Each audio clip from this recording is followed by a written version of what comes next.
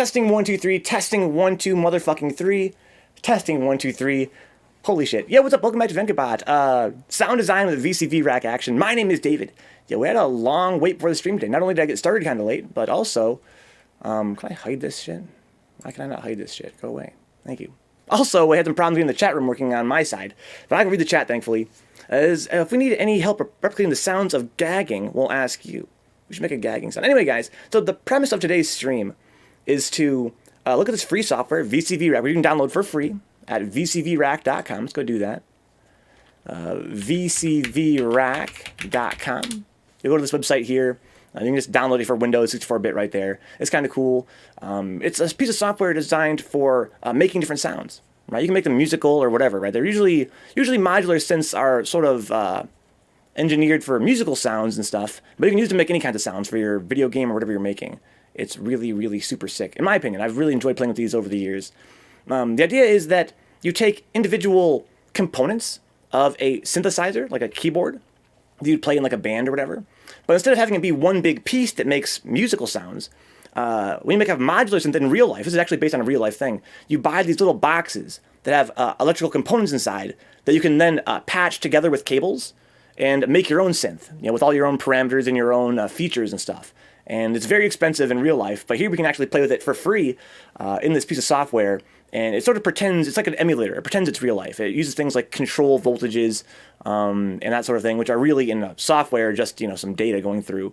But it kind of has the same sort of interface as a physical modular synth. And in fact, many of these software mods, these modules we're going to be using today, are based on real-life sound modules. They can make robot sounds? Hell yeah, we can. So, to get started making sounds, the first thing we're going to need to do is right-click here in our field. So what we have here is we have a rack. It's just like in real life, it's a emulation of a physical rack. These are where you screw in your modules here, and you can insert modules into this rack, and then you wire them together. Right? So if you right-click anywhere you want, you'll get a list of your modules. In this case, they're organized by tag, which is what they do essentially, and also by the author of the module. So you can download many modules, many as you want, from all kinds of different sites. I'm going to pretend that we only have the ones that come with VCV Rack right now. So AS, Bog Audio, CF, JW modules, and ML modules. Those are all custom modules that are made by users you can download for free. Right? In this case, we're going to only use core and fundamental. These come with VCV Rack, core and fundamental modules. So I'm going to go to the core modules here, which use your operating system type stuff. It's for doing things in Windows. And then use audio. These represent your speakers. Right? Click on audio. Boom. Now we have this audio module. You can see it's screwed into our rack here. In real life, you would take this big box and put it into your rack and screw it in. And then you have these little plugs here, these little jacks or sockets, whatever you want to call them, that you can then plug cables into to move sound around. So here we can represent our speakers. This goes to our speakers essentially, right? This audio module. I'm going to move it way over here. And then click Wasapi, which is the driver for making sounds, and change that to direct sound. That's a little bit easier for me to use. And then for the device, the audio device, just choose your default device or whatever sound device you want to handle your audio in this case. So now we have an abstraction of this module that we can plug cables into to get sound through our speakers. Right? And again, I want to kind of stress that these represent physical modules. Right? It's kind of like an emulator. This is supposed to be, you have to imagine this is like real life, a big rack you're screwing pieces into. Anyway, so we have this audio module. We plug in cables here to get sound out. Let's make a volume control. If I right-click again, and I select fundamental this time. I know it's kind of small for you guys. Fundamental. And then click a VCA1. That stands for a voltage-controlled amplifier. This is essentially like a volume controller. Right? Any signal that comes into this can be amplified, in this case downward. You can make things softer. Right? By default, they're max volume, and you can make them softer here, right, by controlling this little meter. So let's move that anywhere we want. We can move it over here. We can move it over. Yeah, I'm going to put it pretty much right next to our audio, but leaving one little gap in between so you know the different modules. And we have an input for our input sound, and this black box represents our output. Right? So I'm going to use my mouse and click this little socket here to make a patch cable. Boom. As you can see, the ones that we can't use, these are also outputs, right? So because we have an output signal here, we can't plug it into another output. They actually get grayed out for us, and we can't do that. If we click and drag, we can't patch those together. However, we can patch it to an input. right? So I'm going to patch this right here and move it to this input 1 and 2. There we go. We can control how bright the cable is there. Kind of obscuring stuff, right? The cable kind of obscures things. We can change the opacity right up here. Cable opacity, it's a little gauge. We can max it out to make it totally opaque and hide everything behind it, or make it totally invisible if we want to. We just have the color-coded plugs there that we can see. But let's just make it about 50. That's what I kind of like there. If you want, you can also mess with the cable tension to change how tight the cable is. It makes it easier for you to see or not. Right? You can kind of move cables around that way. You can kind of see past them. I forgot what mine was at, but I'll just leave it here for now, I guess. It's probably fine.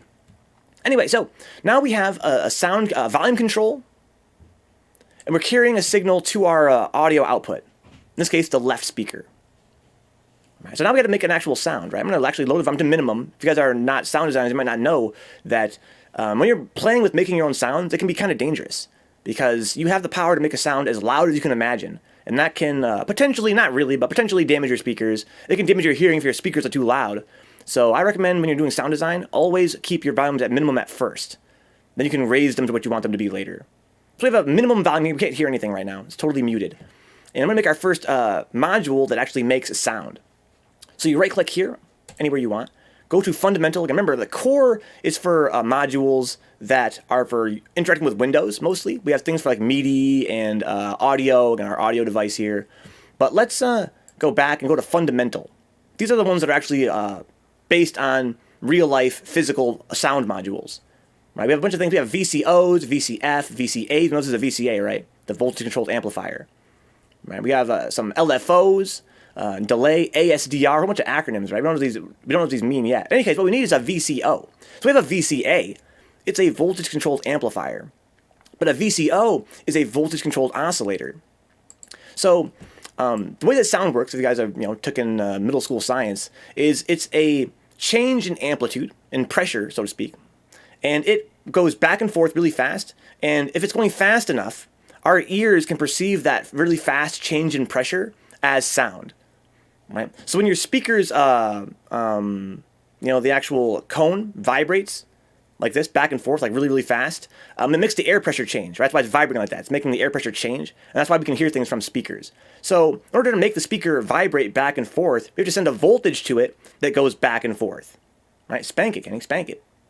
Right? If we send a voltage to it that goes back and forth, then it'll make the cone go back and forth, and then it'll make sound. It's not that complicated, Dix. Watch. So basically we have this little VCO here, and it just sends a voltage out that fluctuates very, very quickly. So fast, in fact, it'll make our speakers vibrate fast enough that we can actually hear it. So let's go here to our sine wave output. We have a tri output, we have a saw output, and a square output. Right, we're going to use the sine output. God damn it, Dix. Oh my god. God damn it, dude. That's one of the top tier puns. So, we established before this VCA, the volume controller here, has an output. And we plug the output of that into the input of our audio module, which sends data to our speakers. Right? But also has an input. This is where the sound comes in. Let's take our sine wave output here. And remember, in the VCV Rack modules, the ones that come with it in the fundamental package, they have this nice color coding where the outputs have this black box around them. Right, so we're going to take this output from the sine and put it to the input of this VCA. Now for the first time we actually have audio going through. You guys can't hear anything because the amplifier, the voltage controlled amplifier, or VCA, is muted right now. Basically the VCO, the voltage controlled oscillator, is making a sound and it's going into, the sine wave of it is going into the amplifier, and it's going out of that to our left speaker. Right, I'm going to start raising the volume now. We can hear what this sine wave sounds like.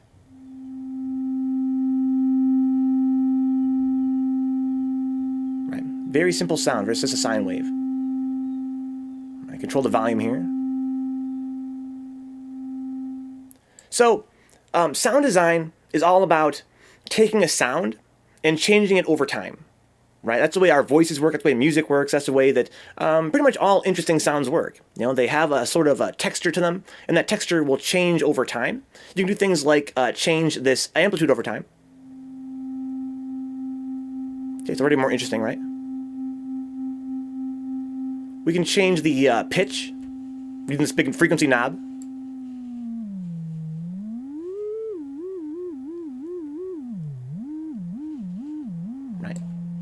Very simple type stuff right now. It's like a hearing test, right, Black? Welcome aboard, Black.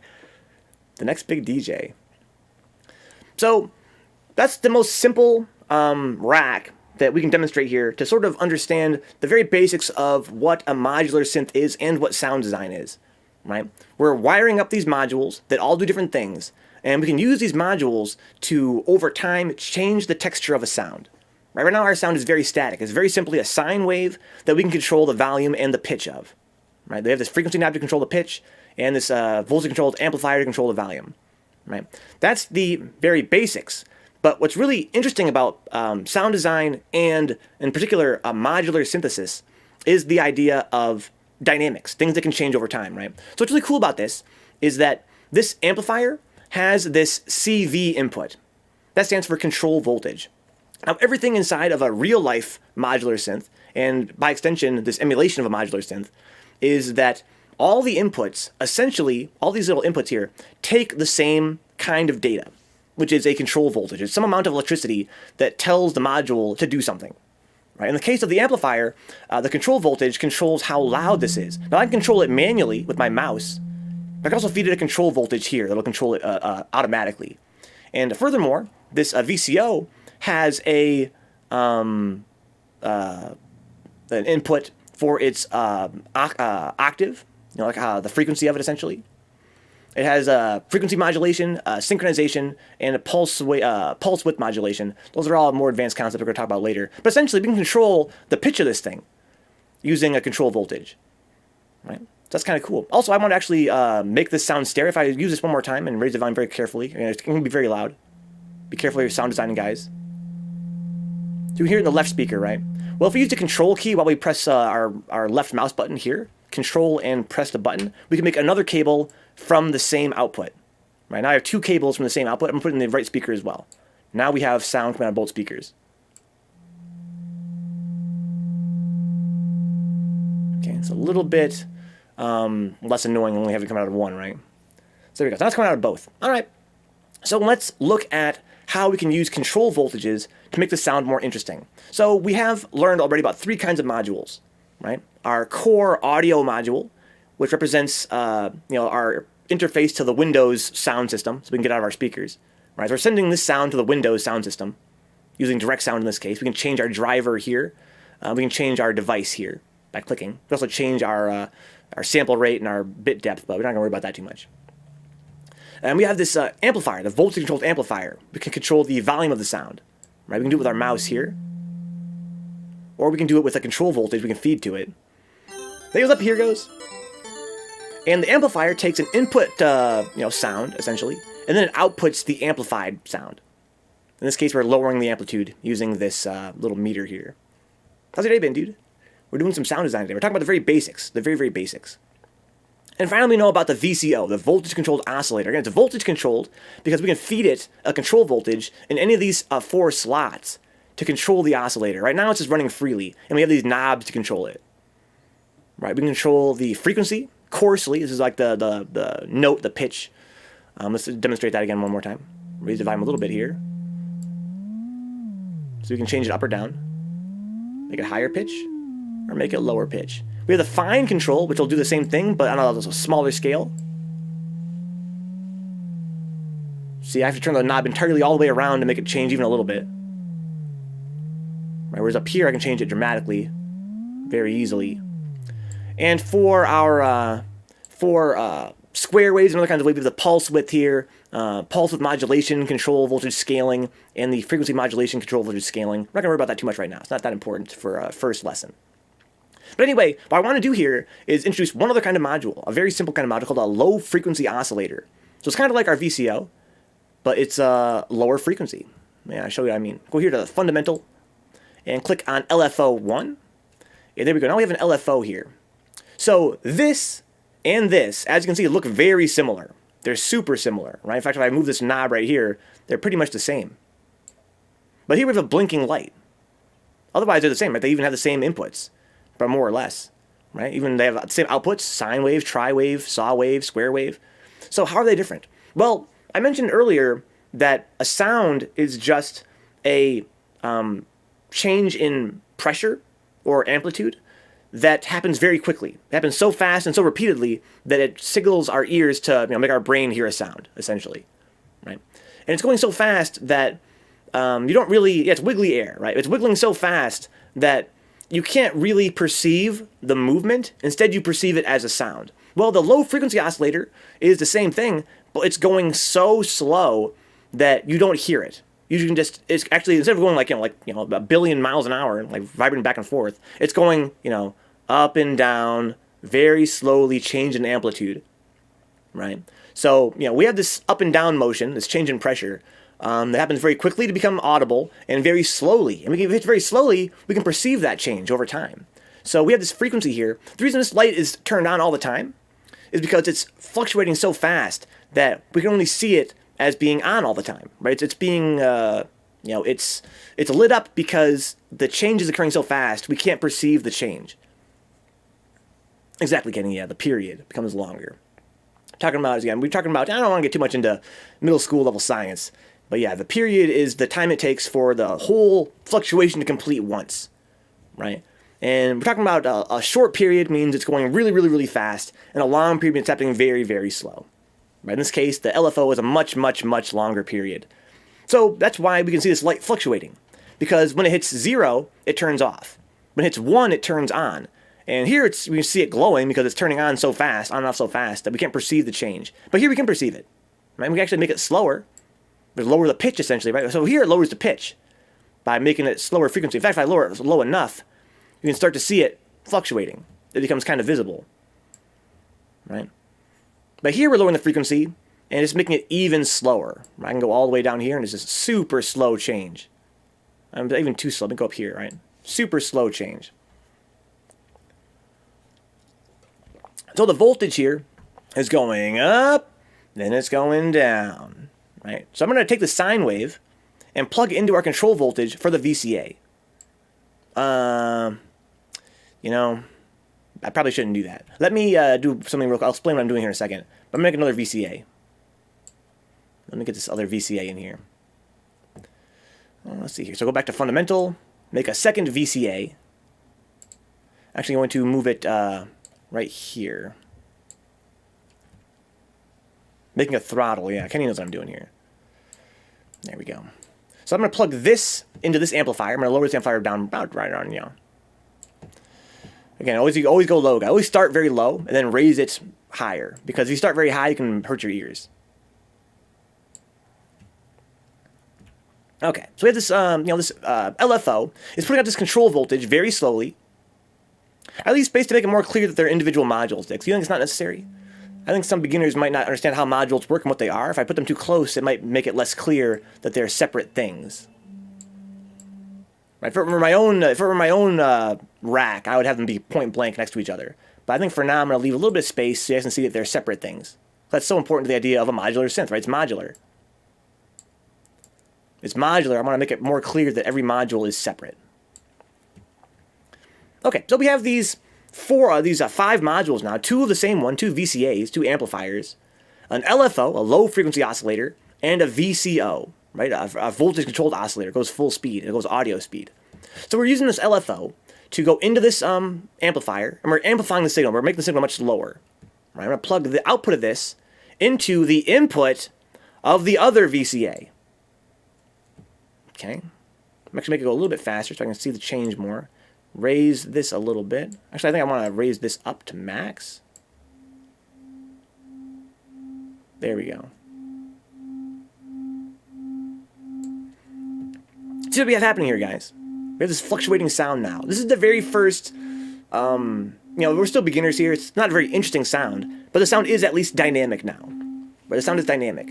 So we have this sound being made from the VCO. We can change the pitch of it if we want to. Can you guys hear that okay? Is it too soft? There's an alarm going off, yeah, right? We can change the pitch of the sound. But what's cool is that we're using this low frequency oscillator to, over time, change the volume of it. It's oscillating very slowly, right? We can even slower if we want to. Watch.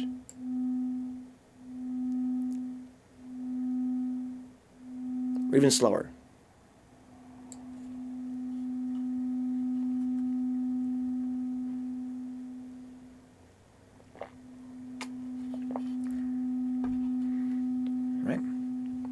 So now we have this dynamic sound.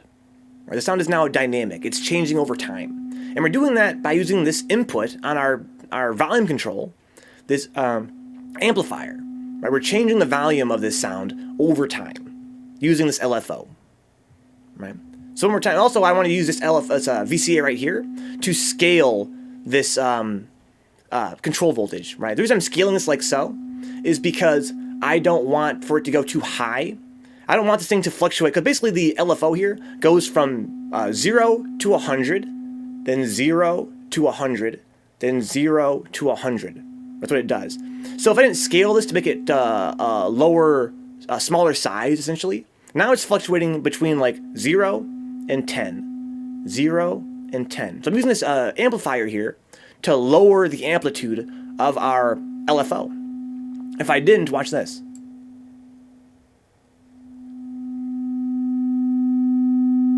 Much louder. Right? It goes way higher, then back to 0. Then quite a bit higher, then back to 0. If I didn't scale this thing down, it would go to very, very, very, very loud, and then back up to 0. Right?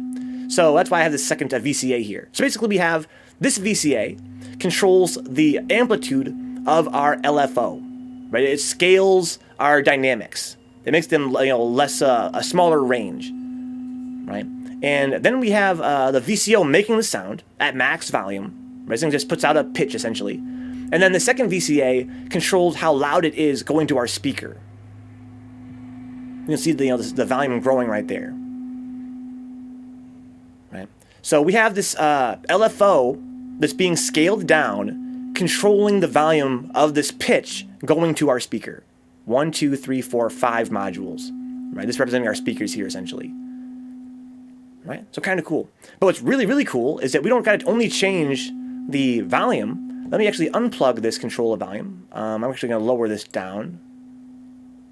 Right? And then unplug the control for our volume. There you go. Unplug it, get rid of it. We're going to use the same thing to control the pitch of our sound now instead.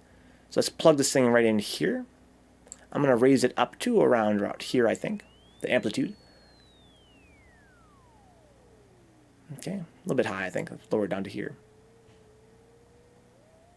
Okay, so let's go here and raise the volume a little bit so we can hear this pitch change.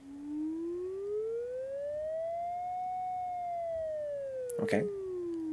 So now instead of controlling the volume, it's controlling the pitch. Right, same frequency. I can make it go faster if I want to, watch. Right, this is the frequency of our LFO. Make it even faster. And then go very slow.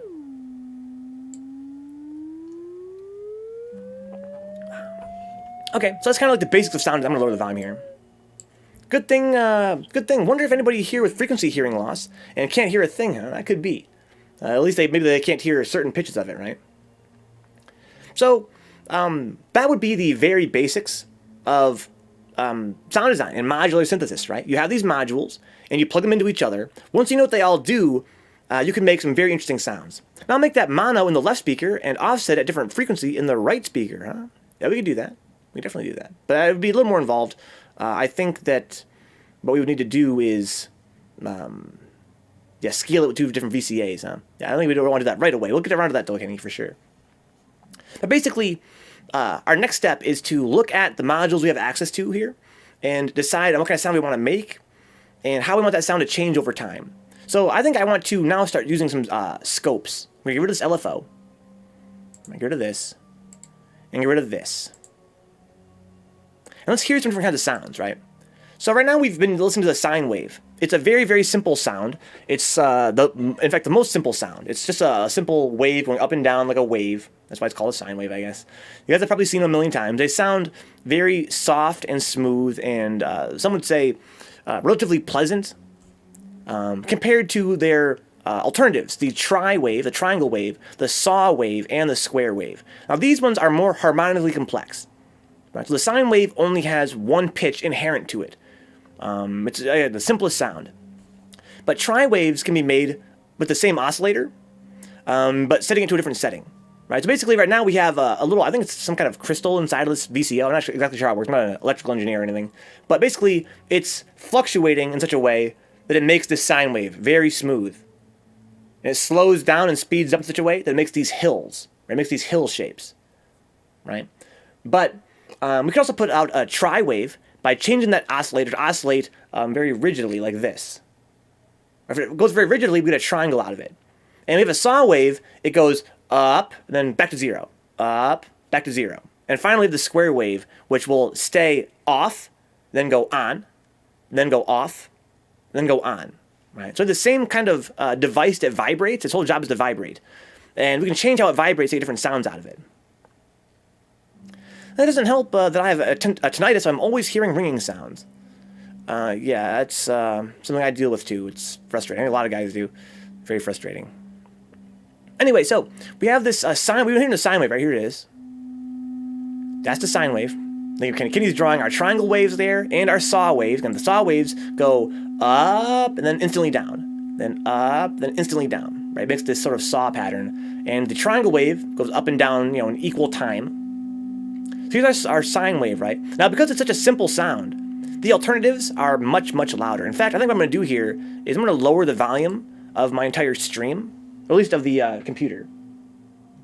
And we're going to try and scale this more so I can use a higher VCA setting. There, so let me try.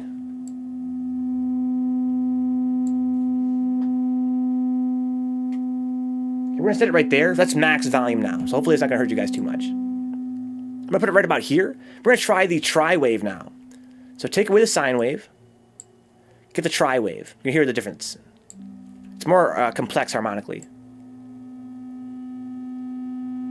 Well, it's actually pretty similar. The tri-wave and the sine wave are very similar. We're going to hear the square wave. It's going to sound way different. We'll try, actually, it's actually kind of similar. I'm going to try the saw wave. This is the most complex sound we have. That sounds terrible. Can I make this? It's a really shitty, so the built-in oscillator here is not that good sounding. But anyway, it's a saw wave. I'm going to lower the... That'd be a saw wave. This thing's definitely got some aliasing built in. It's not an end of the world or anything, but there are better modules out there that make better saw waves. Right, let's try the triangle wave again. Way softer, because again, it has much fewer harmonics. So it's going to be a little bit quieter.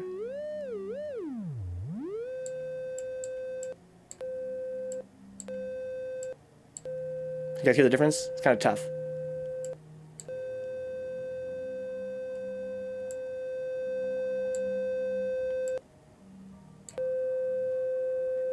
What do you guys think?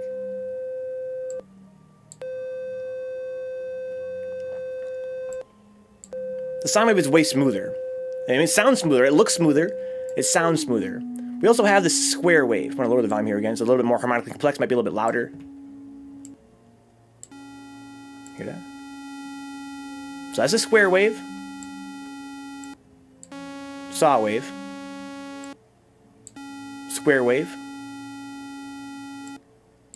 Saw wave. Let's go explore why they're called that, using a scope.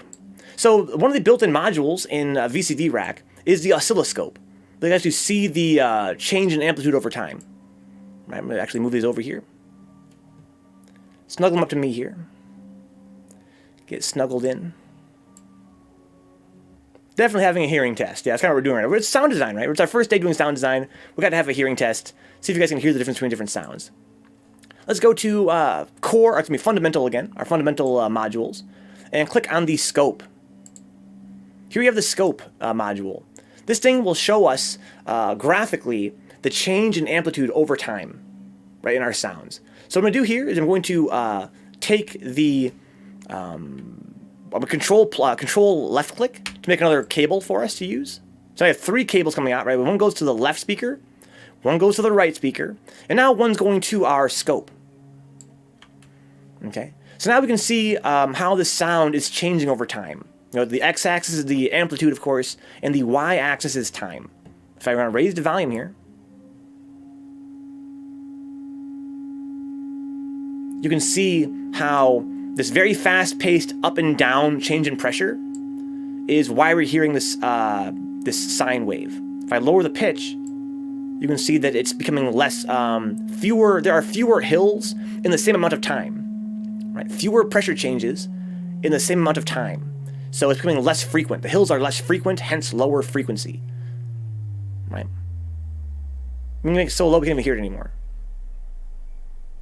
right? In fact, you can even see the change now. It's going so slowly, you can see the change in voltage, which means it's below audible levels, right?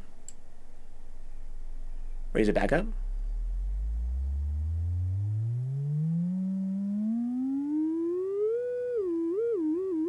Okay, cool. So now let's change the kind of wave we're using, right? I'm going to lower the volume again. Again, the more complex harmonic sounds are a little bit louder because they have essentially more sine waves inherent to them. Let's go here and move this plug to the tri-wave. So we see our triangle wave. Again, this is not outputting a perfect triangle wave, but you can see why it's called a triangle wave, right? Now, a theoretically perfect triangle wave would be a perfect triangle. This one's got a little bit of a curve to it.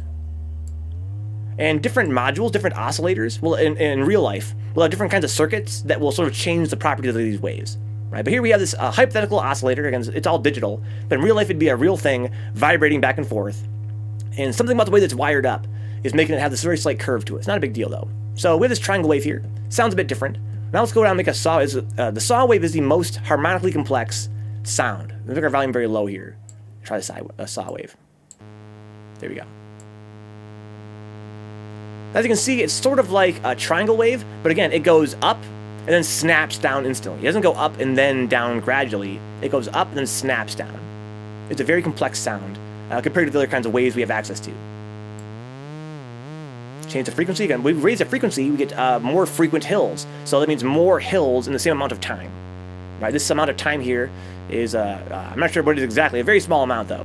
And we can see how if we raise the pitch, the frequency, we get more of them in the same amount of time. They become more frequent. And finally, we have the square wave. Oh, this is a horrible looking square wave. I wish this was a better example if I could show you. Wow. Hang on. This is a truly awful square wave. Anyway, so the idea of just take my word for it. The idea of a square wave is that it turns all the way on and stays there, then turns all the way off and stays there. Now it's kind of hard to see that here because this square wave is not correct. This module kind of sucks. I wonder if I can get a different module and show you that square wave. One second, guys. Let me see here. I'm going to remove this VCO and use one that I downloaded separately. So what's really cool about VCV Rack is that it's not only free and open source, but other developers can make their own modules, and you can download those and use those too. So in real life, you have different manufacturers, right? In real life, you have different manufacturers of these boxes that might be wired up differently. In the software, you have different modules that might be programmed differently. So I'm going to see if I can find another VCO here from my collection. I tried Googling what a square wave looks like and got oceanic-based square waves, and that looks wild, huh? Yeah, it should look... Here we go. We'll try this VCO from Bog Audio. We got square wave. Let's see if this one looks any better. Much, much better. That sounds better too. So I think we might stick with this one for now. So basically, let me demonstrate sooner than I hoped how to download and install new modules. So what's really cool about VCV Rack is that it has this system where it'll automatically update your modules if an update comes down through the pipeline. Right? So if our friends at Bog Audio ever update this, this module, it'll update automatically inside of our software. So what you got to do is you got to go here to your VCV Rack homepage, and you got to sign up. You got to make an account. Right? Once you've made an account and you've logged in, then you can simply go to the plugins area, click plugins there. I'm going to control plus this and make it a little bigger for you guys. That's what she said. And we have all of these packages, these plugins, right? These represent a collection of modules that some programmer made for himself, and he shares them with us, right? We can sort them by popularity. That's what I like to do. And we have these prices, right? You can put this one in our collection for free. Bafako collection for free. E-Series collection for free. Grayscale for free. Last night I went through and deleted all the ones I thought were inessential. Right? I had a whole bunch of them before, but now that I'm going to be teaching it, I want to only have the essential ones, and I chose my favorites here. I chose to leave AS, from Alfredo Santa Maria. That's a really nice collection of modules. I still have that in my collection. Bog Audio, we're using one of his right now, right? Matt Demonet. I like his modules a lot, so I left that one in there. I also left in the JW modules here, ML modules, and the CF modules, right? But there's a whole bunch of these, man. I'll do all kinds of fun stuff. Again, some are more essential than others. Some are like very basic type stuff, like other kinds of VCOs and VCAs. Other ones are really abstract and crazy, like ways to make on-screen sequencers and all kinds of other crazy fun stuff. As you learn more about VCV Rack, I definitely invite you to explore those ones. But for now, basically the idea is the VCV Rack comes with a bunch of modules. The core and fundamental plugins, which have their own modules, as we demonstrated earlier. And you can make an account and you can download more. Right, so right now we're using the Bog Audio VCO instead of the one built in. Right? Let's compare them. If I were to get rid of this scope now and move this over here, we can see the differences between these two modules. The one in fundamental that comes with it, and the one that I got for free from Bog Audio. Right. So on the left we have the Bog Audio module. On the right we have the VCO, the VCV Rack module that comes with it. And again, in real life, you would have different manufacturers of different boxes that could be wired up differently to do the same exact task, right? They're both VCOs, they do the same task, but they are internally a little bit different. In this case, it's all software, though. I think the reason why those waves looked off is because they're being derived from the sine wave poorly. Yeah, so that's true of a lot of real-life oscillators as well. And again, you're going to have different modules that have different sorts of shapes to their waves that might provide different audio quality. Some guys only like certain brands because they sound a certain way. It's not necessarily better or worse. It's just subjective, right? But I kind of wanted to show off a real-looking square wave, and this seems the Bog Audio one's way better. I'm going to attempt to take a shot every time Venka says module, huh? And I've got cirrhosis of the liver already. I am the liquor, Randy. Yeah, the coloring of the tone, exactly. So, some people might really like the sound of this one, this square wave here. Right? This one right, They might love that, right? But it looks funky. I want to show one that looks more like an actual square wave. If I go here, it sounds very slightly different, but for our purposes, what's really important is that it looks different. Let's go through and look at the differences between these two modules anyway, right? So, because they represent, again, a real-life physical box of electronics, it's just like a real-life emulator here, they have different kinds of knobs, right? They do a lot of the same stuff. So we have this big frequency knob here, same as this one here. Looks different, though. We have our fine knob there, same as there, more or less. The pulse width here looks like this over here. This one says PW, this one says P width.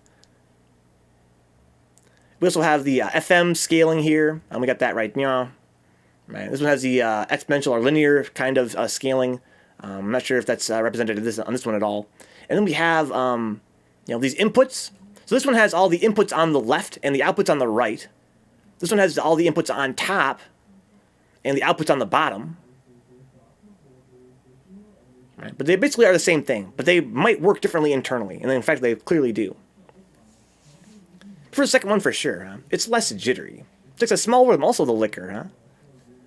The liquor. Liquor butthole.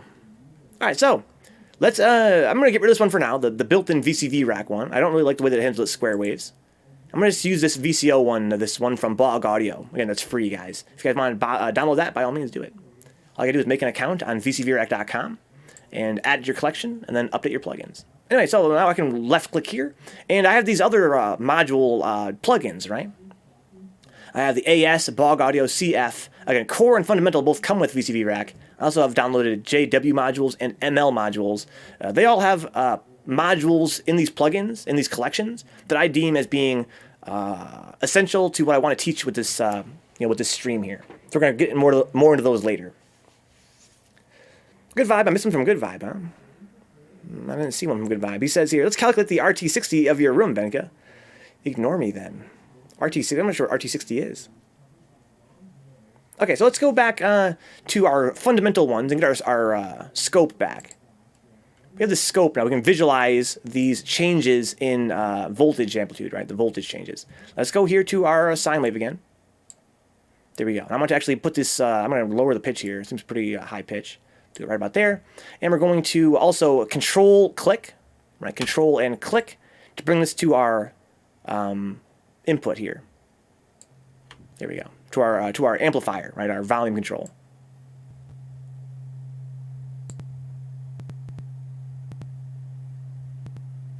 don't sound right. So I think we have a performance problem here. I think this thing is using up a lot of CPU cycles.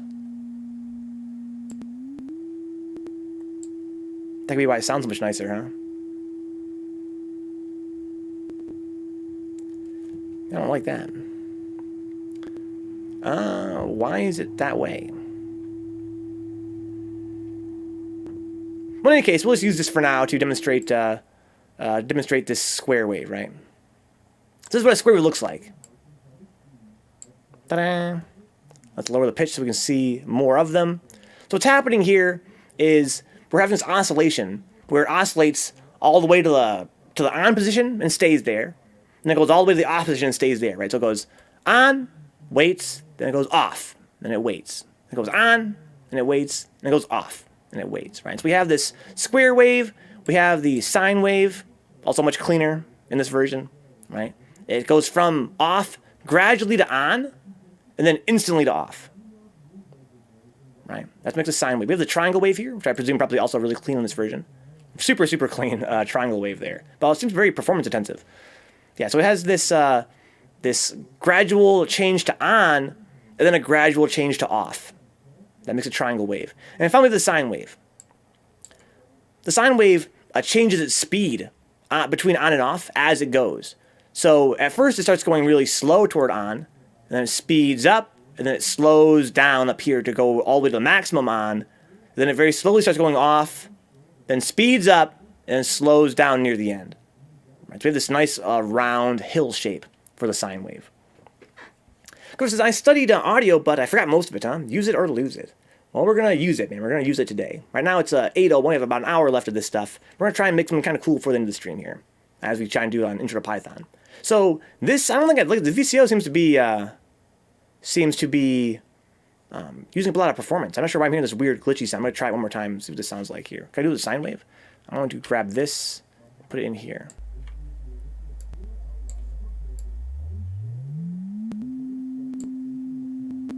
You can hear samples dropping. That's weird. Let's get rid of this. Delete that one. And put the other one back on. The fundamental VCO that comes with VCV Rack. It wasn't causing any problems before. Let's go to our sine wave and move it over here. That's fine. Okay, so the other one seems kind of glitchy. The bog audio one. Because here I just watched a noob Cybot fatality before coming here. It was brutal, huh? Here goes as our relative, our resident MK11 expert right now. All right, so we have this sine wave. You can see what it looks like by using Control and left click. Move that to X in. We can change the scaling, so we can see, make it bigger or smaller on our screen. Leave it at default, I guess. We can change the position of it to move it up and down if we wanted to. I don't think we really want to. And if we can change the Y scaling to see more time. I'm sorry, I guess I'm wrong about that. More time? There we go. So see more time with the time scaler. We're going to see less time as well to see more of these things. If we wanted to see them more clearly, we can kind of zoom in on them in time. Lots of cool things we can do here. Things you can do, right? Some can't be done. Anyway, so we have this oscillator. We can see the oscillation now. We have this amplifier, which controls our volume of this wave, right? How high it goes. In fact, I can demonstrate that too. I can actually move this a little closer to me again. And put another VCA in here. And what I'll do is I'll just move this over here. Right? Move that over now. And now I'm going to, instead of plugging the oscillator directly into our scope, I'm going to plug the VCA into our scope. Right? The output of it. So I'm going to click here. Then move, and then actually Control here, and then click. Move this in here. And again, we can see the change in volume, right? We can see how we're making the amplitude larger with the VCA. I'll no doubt see them all over time at least once, huh? For Mortal Kombat 11. Okay, so we know the basics now of how modular synthesis works, right? I can't say that word. It's a tough stream when you're talking about modular synthesis and you can't say it. Anyway, so we have a few different kinds of modules. I'm going to actually just lower the volume down to nothing. A little bit annoying. So we know about a few different kinds of modules now. We know about VCOs, those are oscillators that make sound. LFOs, which are the same thing, but they go way slower, so they can control dynamics like audio volume or pitch, etc., etc. You know about VCAs, or amplifiers, they can change the amplitude of things, making them bigger or more impactful. In this case, louder or softer or less impactful. We know about the scope, which we can actually see things down to see how things are changing over time. And of course, we know about the the actual audio module, which is unique to VCV Rack, which represents the idea of Windows audio system. Right? We wouldn't really need that in a real life modular synthesizer, but it's whatever. Anyway, so we have these kinds of modules we can use now. Let's look at a new kind of module. I'm going to get rid of most of these. Delete, delete, and just leave our audio one here for now. And let's look at does now make music, huh? Well, we could do that. But before we do that, let's look at making a musical sound. Right? Let's make an ASDR. Does that come with fundamental, I hope? We do have an ADSR, I'm sorry. Okay, so we have this box here, an ADSR. It stands for Attack, Decay, Sustain, and Release. Attack, Decay, Sustain, Release. And this is a very popular module which helps you make musical sounds. Because what we find in music and in a lot of real-life sounds is that their dynamics over time, they're oftentimes not identical with a LFO. Right? We have this LFO that can make things go right? Or it can make volume change like in a very slow wave pattern. But in real life, what we find is that things typically have an attack phase, a decay phase, a sustain phase, and a release phase. The attack phase is how long a sound takes to change from the minimum value to the maximum value. Right? So that if you're talking about volume, for instance, we're talking about how long it takes to go from being really quiet to being full volume.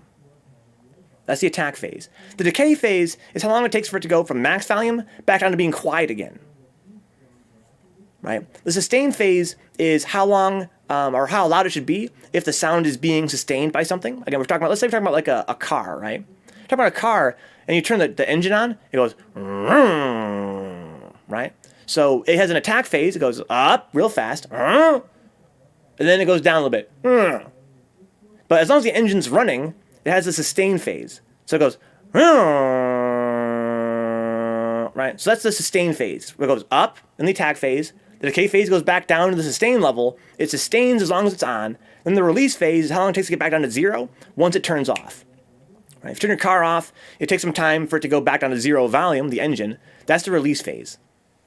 Right? So we find it in nature and in music and in a lot of places.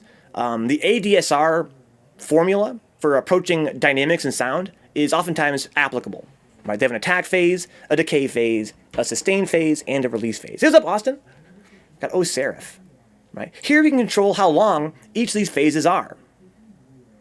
Right? In our sounds. Let's go back to our sine wave. I'm going to get our VCO here. Well, first I'm going to make a VCA. Right? Go to our fundamental library. Go to our VCA, we can control our volume as before. Right, lower the volume down to pretty much nothing, just like before. Right, just be safe. Change the output and click that, move it to the left speaker. Control click, make another one for the right speaker. Okay, and now we're going to get our VCA here, excuse me, our VCO to actually make the sound. Right, let's go here to our fundamental library, go to our VCO. We're going to probably use the sine wave again, very simple sound. Right.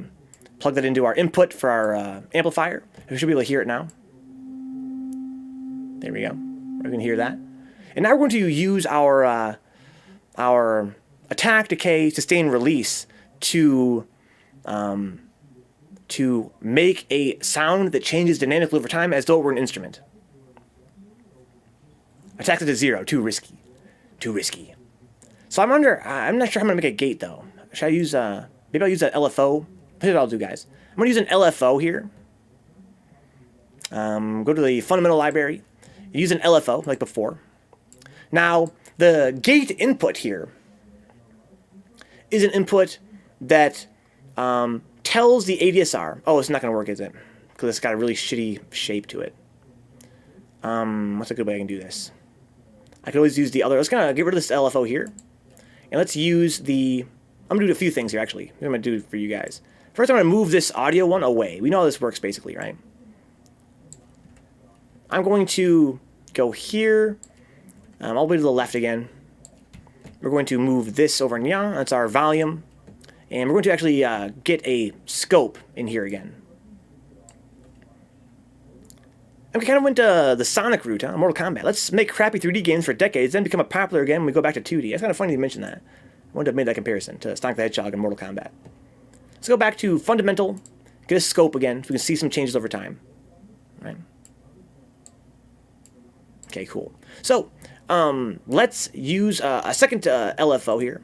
Oh, I suppose we have an LFO. Maybe that'll make a more clean square wave. Let's go demonstrate that. Let's go see. Let's go to our fundamental library, get an LFO, and we're going to grab its. I'm going to move this a little bit over here. I guess I can't move any further to the left. Huh? That's fine. Let's just squish them together a little bit, like that. Okay. So we're going to take this LFO's square wave and see what it looks like. So we see how clean it is or isn't. Right. Let's lower the frequency down or raise the frequency so we can get a better look at it. Oh, it's very clean. The slow one's clean. That'll work fine for us. So here's what I'm going to do, guys. The gate input of the ADSR tells it when to start. It starts the attack phase as soon as it turns on, and then it maintains the sustain phase as long as it's turned on. Once it turns off, then the release phase begins. It goes back down to 0. That's the way ADSRs work, right? So the gate tells it how long to stay on, basically. So what's a good shape that's on for a while and then off for a while? Well, we talked about that, right? The square wave is a shape that's on for a while and off for a while. So what I can do here is I can use this LFO, the square wave, to repeatedly trigger this ADSR, right? I know, I'm talking very fast. Let's just demonstrate it. So I'm going to plug the output of the ADSR to this amplifier. Right, so to the control voltage. I'm sorry, the control voltage of the amplifier. Now it's going to control how loud this thing gets. We're going to make this frequency, we're going to make this LFO very slow. Very slow. Right around there, maybe. Let's have a look at the light there. How slow is that? That will probably do. We're going to take the square wave of it and plug it into the gate of the ADSR. I want to see if this is actually changing this over time. There we go. It is. Okay, so let's see what's happening here, right? Let's actually talk about what's happening here. So we have no sound yet. I don't want to make any sounds quite yet. What you can see here, though, is that the amplifier is changing over time, where the volume, see it fluctuating? It goes up, down, down. Up to mid, 0. Max to mid, 0. Max to mid, 0, right? So what's doing here is this LFO is putting out a square wave. So it's very slowly going on, off, right? On, off, on, off, right? And that's being used as the gate for the ADSR. We fed the square wave of the LFO into the gate input of our ADSR. So as long as the gate is open, or as long as the square wave is turned on, then it runs through this cycle. The attack phase, then the decay phase, then the sustain phase, and then the release phase. Okay?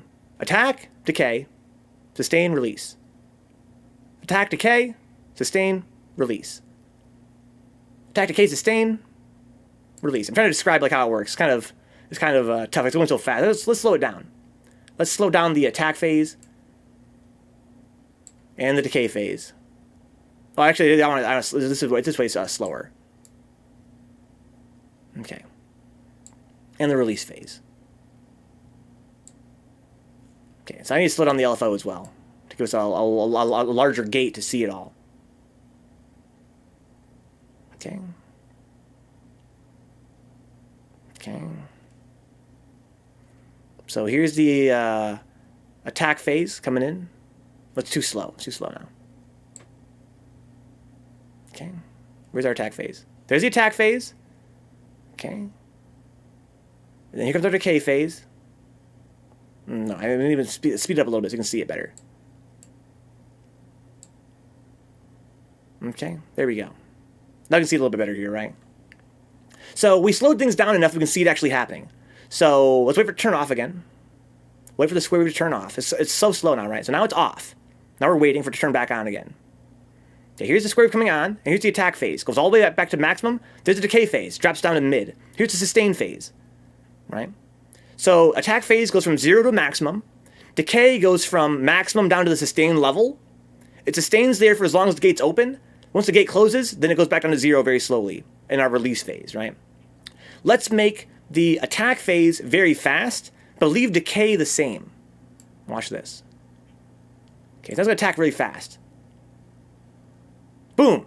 Almost instant, right? See how it jumped from 0 to 100? And then it slowly dropped down to the sustain level. Let's raise the sustain level now, right? Watch this. Okay, instant attack, drops down. Look at it, sustaining higher now. See, sustaining higher than was before? That means louder. We also sustain very quietly. Let's go do this. Look how low it goes now, right? So it attacks almost instantly, then slowly decays to the sustain level. It sits there, then it releases over time. Let's make release really fast as well. Watch. Boom. Drops instantly almost. Quick attack. Slow decay. Kind of low sustain here as well. Low sustain level. And then very fast release. What's up, Philip?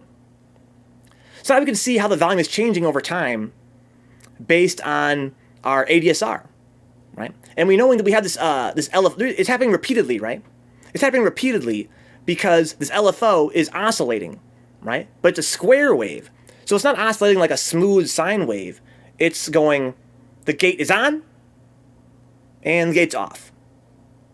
And the gate's on, and the gate's off, right? So the reason we're using the square wave as our gate control is because that's the kind of signal the gate wants. We talked earlier about how what's really cool about modular synths is that all the outputs and all the inputs take the same kind of data, a voltage, right? But certain kinds of electronics want different shapes.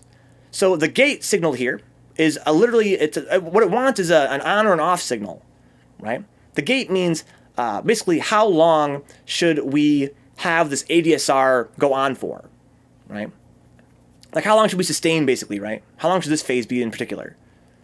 Once it turns off, then it drops down to nothing, right? That's when we get our release phase, right? Watch this. So here's coming on, you see the light glowing. There it's on, sustaining, watch it go off, and then the release phase starts. Watch this. It's off, and then it releases. I'm gonna make a very slow release this time by raising this knob, the release knob.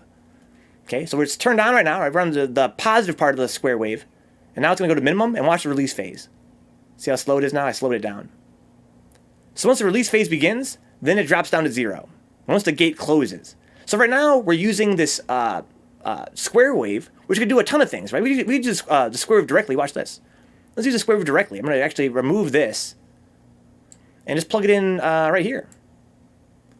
So now it's off. Now it's on.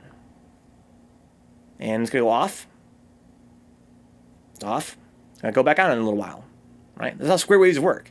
Square waves just put a signal out that goes, it's on for a while, and it's off for a while. And it's on for a while, and it's off for a while, right? So let's put in our, let's scale this to around here, I guess. I'm going to get rid of the scope for now. You don't need it necessarily. We're pretty good visualizing already. We're going to put in a VCO here now. You know, somebody actually makes some sound. Like a good vibe. Gypsy says here, it's like watching a Mac 100% combo, but with music and sound waves, huh? Yeah, but no music right now. Pretty quiet, huh? Let's go to our VCO here to make an actual sound. This thing's an oscillator that oscillates so fast, we can actually hear it, right?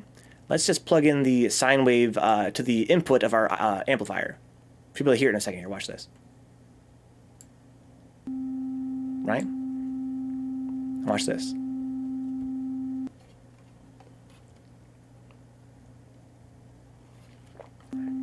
So our low frequency oscillator is creating square waves at a low frequency. The square wave goes from off to on to off. We can raise the frequency right here. Let's raise the frequency, right? Watch this. Now it's going off to on, but faster, right? More frequently. Hence frequency. Even faster.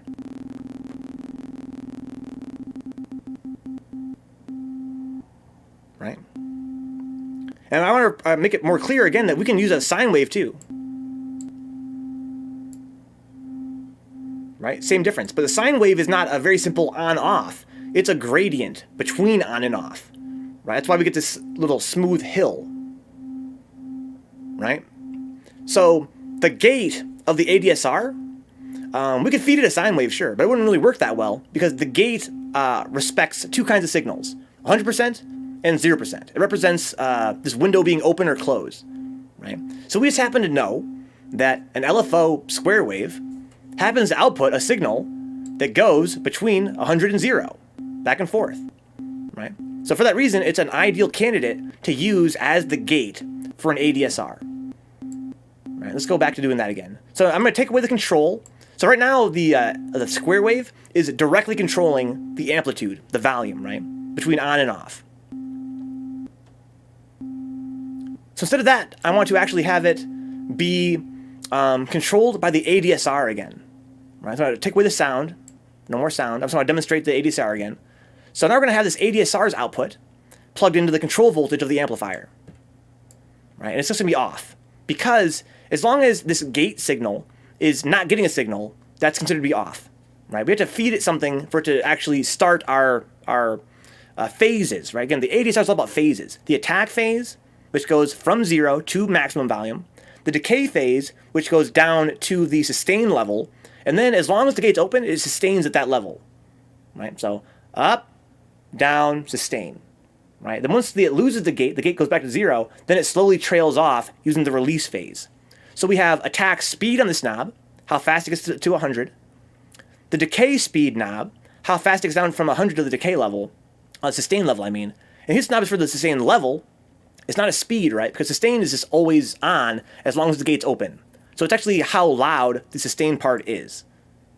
Then the release speed, how long it takes to go from the sustain level back to 0. Right? So attack speed, decay speed, sustain level, and release speed. Right? We're going to use all these to control our volume of our signal in this case. Right? So I'm going to put them all, we'll put them all, around here. Who cares? Right?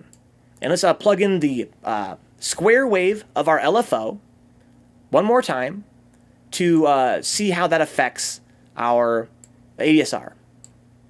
Okay, there it is, right? So here's attack, yosh, decay, sustain, then the release, right? Here's the attack, wait for it. Then the decay, down to the sustain level where it waits, then it releases. Okay, now let's do this with an actual sound. I'm actually going to see if I can scale this. Yeah, sure we can. Okay, I'm going to scale this down a little bit so it won't be too loud. Let's get an actual sound going through this thing.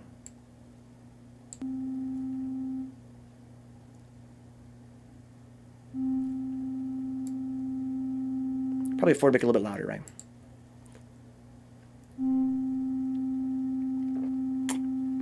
So we talked before about how in nature, a lot of sounds follow this pattern. They have a phase where they get really loud out of nowhere, then they kind of quiet down a little bit, they stay there for a while, and they go back down to 0. The attack phase, the decay phase, the sustain phase, then the release phase finally. So we can make the sustain, lower if we wanted to. See, it's quieter now. We can make the attack phase take longer. See how slow it goes back to 100? I want to make this thing stay on for longer in general by making it slower frequency on the LFO. Can you run the out of the ADSR into the V oct of the left VCO? Kenny already knows, dude. Kenny already knows. So what's cool, again, about modular synths is that every kind of plug takes the same kind of signal. So we know now that we can use this ADSR to control the amplitude of our sound, the volume of it. But we can also use this to control the pitch of it, to make it change pitch over time. Right? Same with our LFO. Let's go demonstrate that again. Right? So we talked about how this, I'll lower the volume here a little bit. We talked about how we can use this LFO to control the volume, right? Like this. Let's use a sine wave.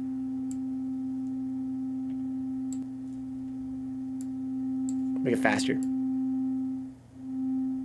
Right? So we can use this to control the volume, sure, but also the pitch, right? If I take this plug from here and plug it into the pitch, V oct. Sorry guys, that was a little bit a little bit pitchy there.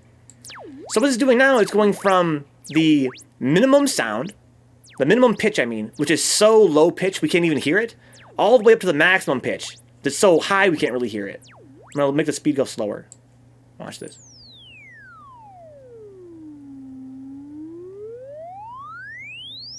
Ooh, sorry guys, that's really, really pitchy. But again, that's the danger you take when you, that's the risk you take when you're doing sound design. So what we can do here is like last time, we're going to scale this oscillator so that it doesn't go all the way up to like fucking super high pitched sounds, nor does it go super low to super low pitched sounds, right? Let's just go here and insert another VCA, right? An amplifier to limit the range of our LFO, right? Let's go here to our fundamental library, get a VCA, and plug this into the input, and then lower the amplitude of our oscillator, right? That way it won't go all the way from max to minimum, right? It's going to go somewhere in the middle. It won't be as much of a change. So in this VCA, but I want to stress that a VCA is not a volume controller. It's not a volume controller. Everything in a modular synth uses the same kind of signal. The VCA just amplifies that signal or makes it smaller. It just so happens that we're using this amplification to change the volume of our final output sound. We've been doing that, right? But in this case, we're using the same kind of thing to lower the amplitude of this LFO. So it won't go from 0 to 100 to 0. It might go from 25 to 75 to 25, or from 30 to 60 to 30, right? Something like that. With the Whataburger ads, what? Got an ad here? What's up, Glassjaw? Yeah, those ads don't support me. They're just for Twitch. One more to Glassjaw. So now we have this LFO. We're going to scale it here using the VCA to make it not quite so dramatic of a pitch change. We're going to send this output to our oscillator's pitch. Right? So now it doesn't go as high anymore, nor does it go as low. Right? It doesn't go all the way down to the inaudible frequencies, nor does it go so high that it's that really weird squeal. I'm going to make it a little bit less dramatic anyway, right? It still gets a little bit pitchy for me. It's not going to. It goes kind of low. It goes kind of high, but it can't really get to those same squealy levels as before because I lowered the amplitude of the LFO. Right. So right now the LFO is controlling the frequency of our oscillator here. Of our VCO, the actual audible oscillator.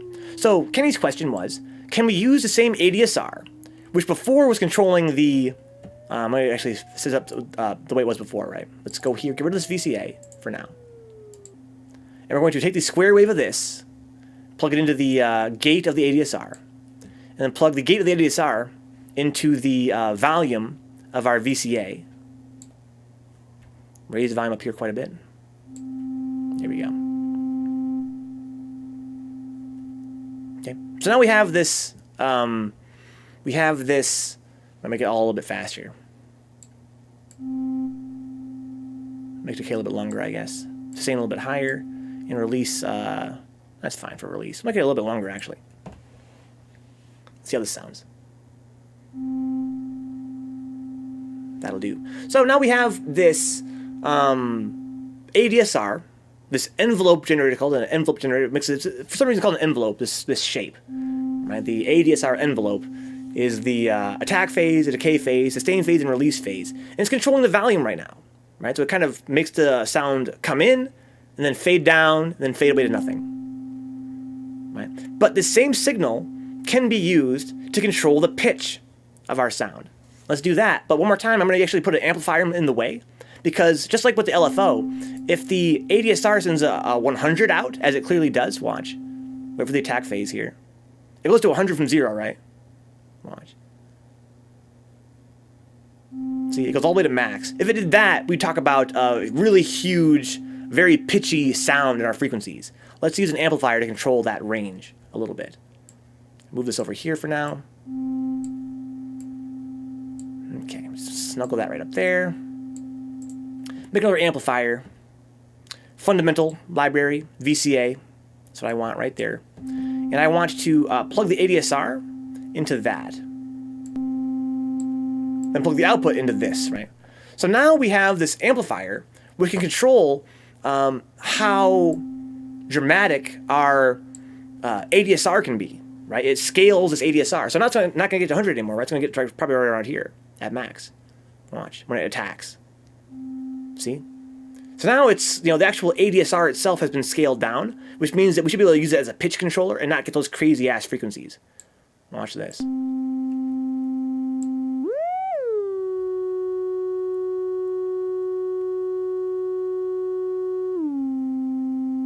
Right?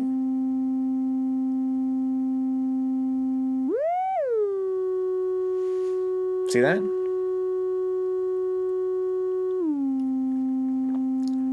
I'm gonna get rid of that because it's kind of annoying. It's poopy, right? So basically, it's doing the same thing it did before, right? It's the same thing we did before. It's just instead of controlling the volume, going to max volume, then to sustain volume, then from sustain to 0 again, it's doing that same thing but to the pitch. It's making it go from being low pitch to being high pitch, and then mid pitch, and then back to low pitch again. Right? So hear that again one more time. Let's plug this. I'm going to raise the volume here. Glasses, I think you'd enjoy listening to calm truths, Venka. Calm truths, huh? So sustain phase, here comes release phase. I'm going to give it a longer release. And longer decay, too. Okay, here comes the release. Wait for it. I'm going to give it a really long release.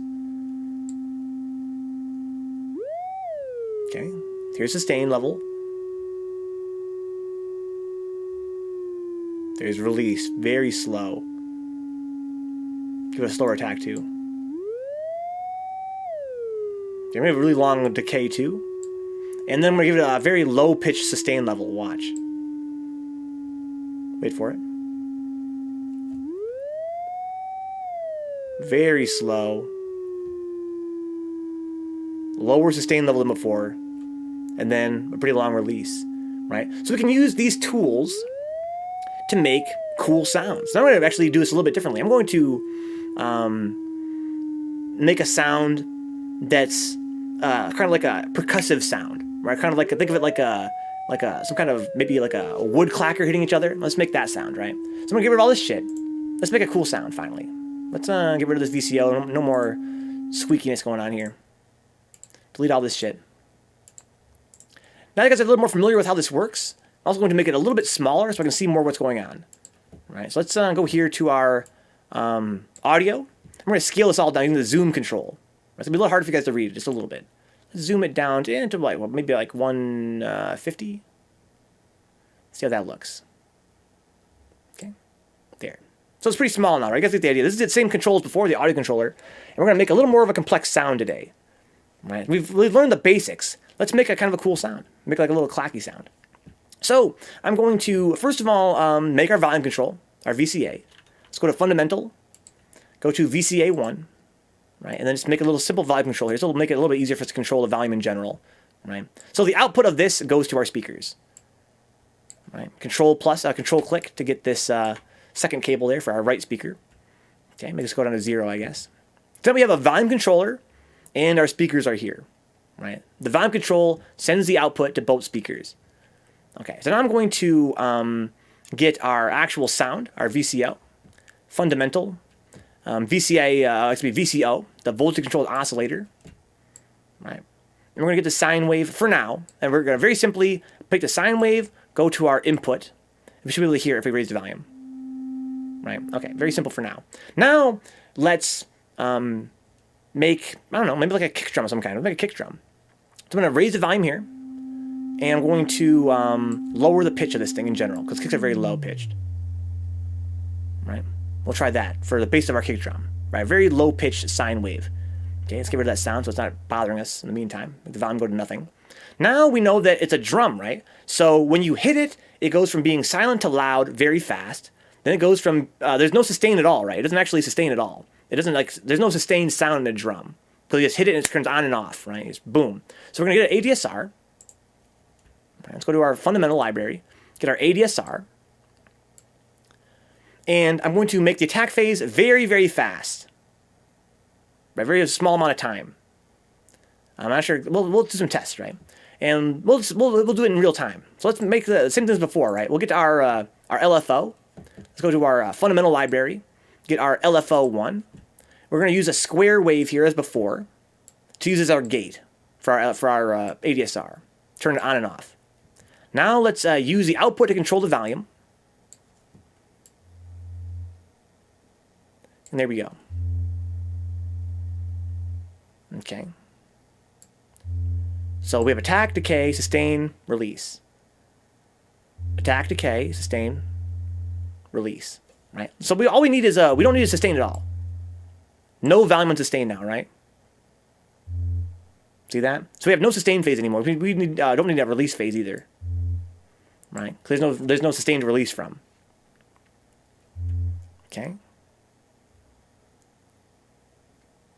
So we have an attack time and a decay time that goes to our sustain, which is 0. It's way too slow to be a drum, though. Let's give it way more attack. Or way less attack. We want it to be percussive. We can make it more frequent so we can hear it more often. Okay. We want it to be like instant. There we go. See, I can hear that little bump now? I'm going to raise the volume a little bit. I guess I really can't. I'll just use a different kind of... We'll use a square wave. Okay. So now we have that. So if I raise the attack time, you can hear the fade in, right? You hear it fading in. If I lower that down sufficiently, it becomes like a boom, like a percussive bump from on to off. Right? There we go. Okay. That's cool. When I lower the volume here, though, so I have to deal with that sound for a while. So another thing that happens with kick drums is that kick drums, when you hit them, their pitch changes. Right? They start off very low, and they go up higher a little bit, and they go back down to 0 again. So we need another ADSR. Right? Let's go here to our fundamental library, get another ADSR, and just like the first one, it's controlled with the same gate. Right? Because when you hit a drum, two things happen. The pitch goes up, and then back down again, and the volume goes up and then down again. It happens at the same time. So for that reason, we can use our control click here to use the same LFO to control both gates for our pitch control and for our volume control. Right? We probably need another amplifier here. Fundamental VCA1. This one controls how far the pitch can go. Right? We talked before about how this outputs a signal. The ADSR goes like any signal in a module from 0 to 100 by default. From 0 to maximum. So I'm going to control that level now so the pitch can't go from too low to too high. We want to be able to control how high and low it goes. Right, so I'm going to put it right about here for now. Well, we'll have it do like 0 change for now, right? So let's plug the output of this ADSR into the frequency of our VCO. So Kenny says here, I just noticed that each setting for the ADSR has a control voltage as well. Yeah, exactly. You can actually control these dynamically using control voltages. We can have an ADSR control the ADSR's attack speed. Right, so the magic of modular synthesis, right? You can control everything with everything. So now we've got 2 ADSRs, right? VCO making our sound. There's a square wave for now. And then we have this last VCA for volume. Right? So we have the first ADSR. We'll have these two paired together, right? And these two paired together. In fact, maybe it would make more sense to reorganize this, right? I'm actually going to reorganize a little bit. So let's have our VCO on the far left. This is where our sound's coming from. I can actually go over my head now that everything's smaller. All right, so we have this VCO, which is where our sound is coming from. Right? And then we have this LFO, which is controlling how frequently our drum is being hit. Right? When the thing turns on, the drum is hit. Right? Anytime it turns on, the drum gets hit. Right? And then we have this ADSR and amplifier that control the pitch of the VCO, right? The pitch of our sound. And the second pair controls the volume of our sound.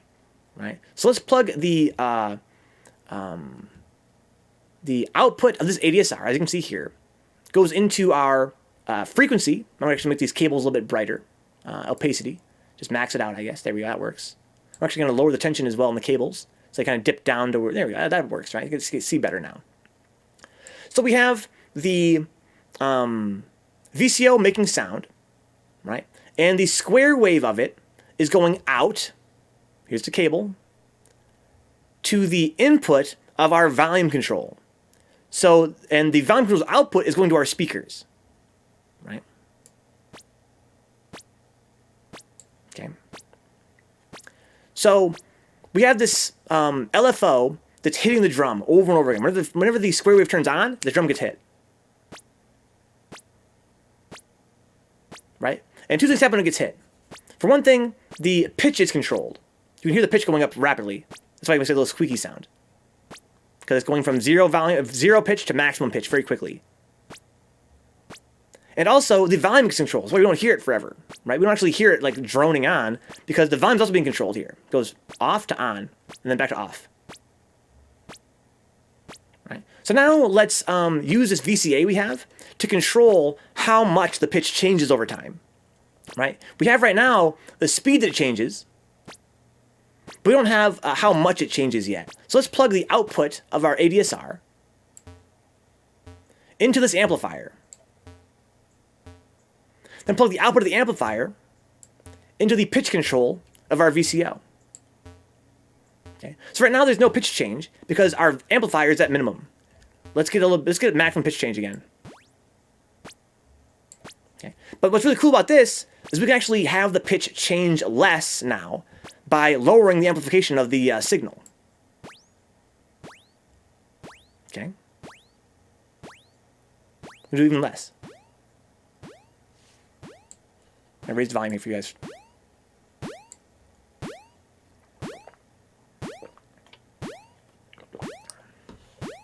So, what we want to do now is we want to change the speed that the pitch is changing at. So I'm going to make it actually go a little bit faster. Okay.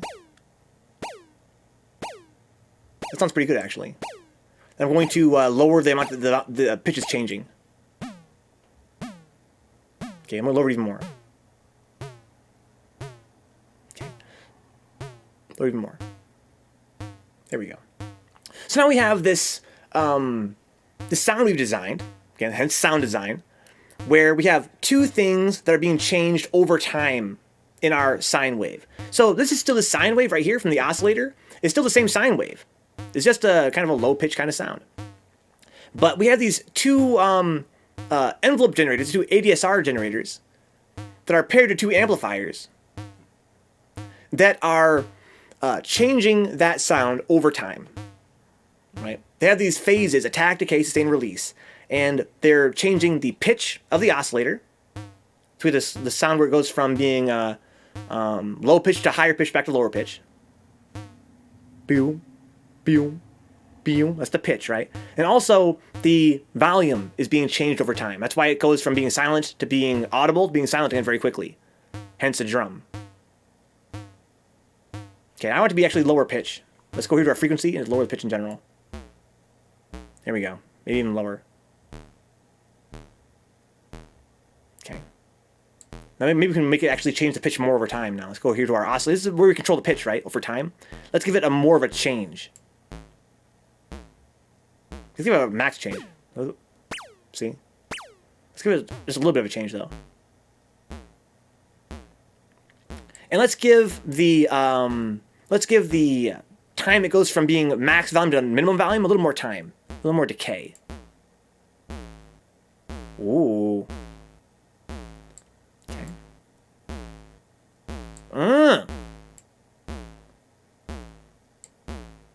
Okay, let's actually make it let's make it clap a little bit faster. Let's make the pitch change go faster. So right now the attack phase is right around here for our pitch change. Right? Let's make the pitch change go faster. Even faster. Okay. Let's make the attack phase of the volume go faster. More percussive. Okay. Try to lower the pitch again here. Okay. What do you guys think? Let's give it less of a pitch change in general. Go out here and...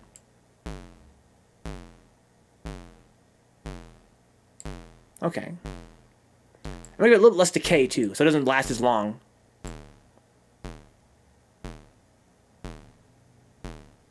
I want to be kind of long, but not too long.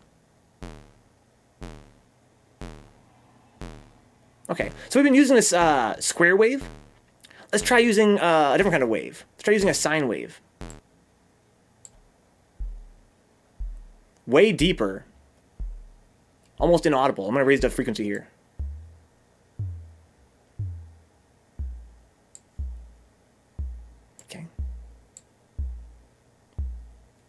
right? Because this is, again, the sine wave is harmonically much less complex. So it's much quieter, and it has fewer high frequencies in it. So when you have the frequency set to very low, it can be very inaudible. But kind of muffled, kind of cool, right? Kind of like a kick a little bit.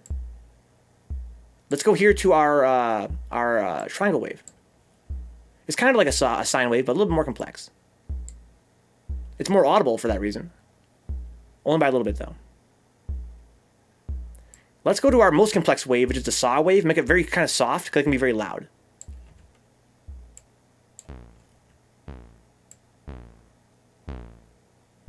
Lower the pitch again. I think I like the square wave the most, right? Sounds kind of 8-bit-ish. Okay. So let's save this patch now. We'll go up here to our top and click on Save Patch, little disk icon.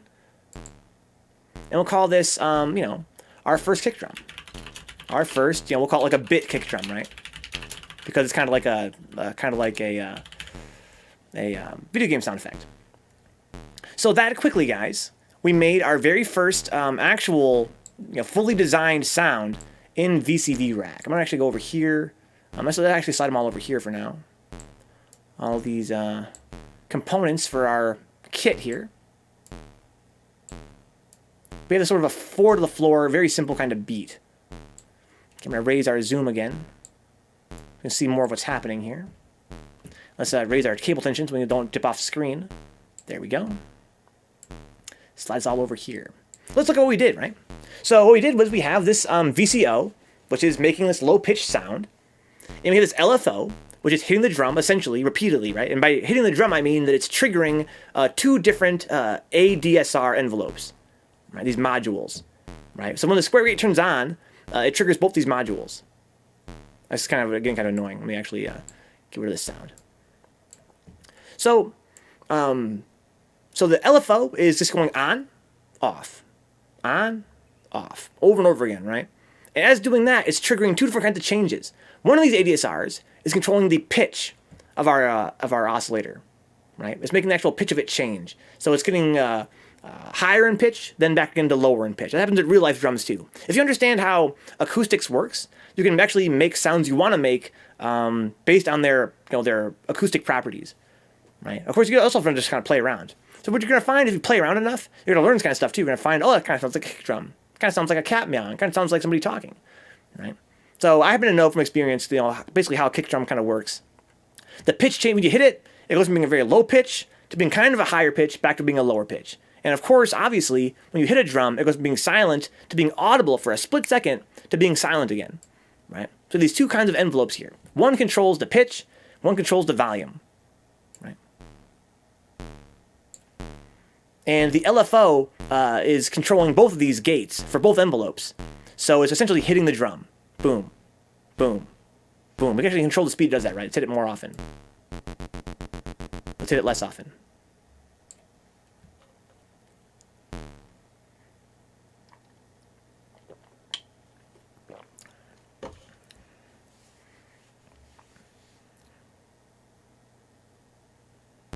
Right. So the frequency of the LFO determines how often, you know, how frequently it goes from being off to on. So whenever it turns on, the drum gets hit. So we can change the frequency here to get, you know, the beat we want.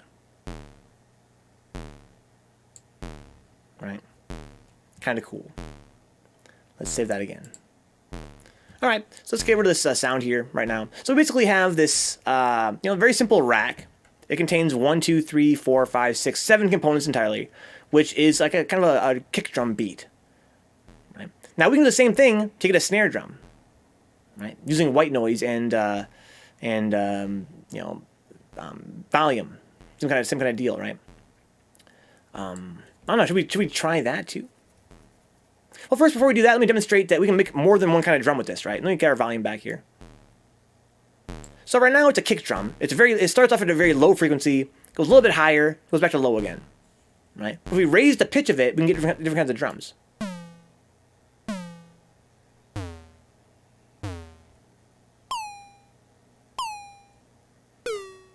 Right? So this formula we have here is a very generic formula. the formula of, the pitch and the volume change together, that can be used for all kinds of crazy sounds. I'm just controlling the frequency knob here. Right? This is the fun of sound design. You can make all kinds of crazy ass sounds if you have a little bit of experience.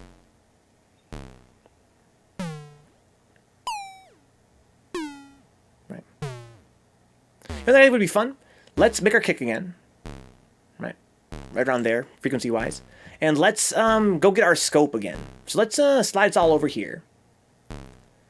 And I want to just get a scope over here in the middle of nowhere. Why not? Just so we can look at it. Let's go here to our fundamental modules. Go to our scope. And let's plug the overall output of the whole shebang, right, into this viewer here. So you can see the actual drum beat happening there. I'm gonna actually let's raise the amount of change in the pitch we get, so I can see some more cool stuff happening. Ooh, that's more fun. It sounds like a hard style beat. Okay, so we see a few things happening here. So what's happening here in this? Can I raise the volume a little bit? Let's change our X scale. There we go. So we can see happening here is that for one thing, the amplitude is changing.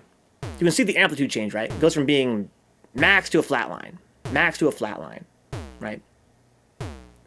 What also is cool though is you can see the pitch changing, because at first it starts off as being more frequent. You can see the actual shape of the this curve kind of spread out. It starts real tight, and it spreads out. Maybe even more clear to see if we use a sine wave, because the square is really ugly in this thing.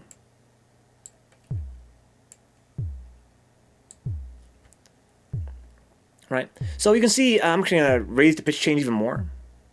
Here's our pitch change, right? Right, so now it's actually changing from a lower to even higher pitch faster. So you can see that at first, when the sound first hits, it's at a very high frequency. You can see all these bunch of little hills, right? There's like a whole ton of hills. And then as the sound plays out, we get fewer and fewer hills because the frequency is getting lower.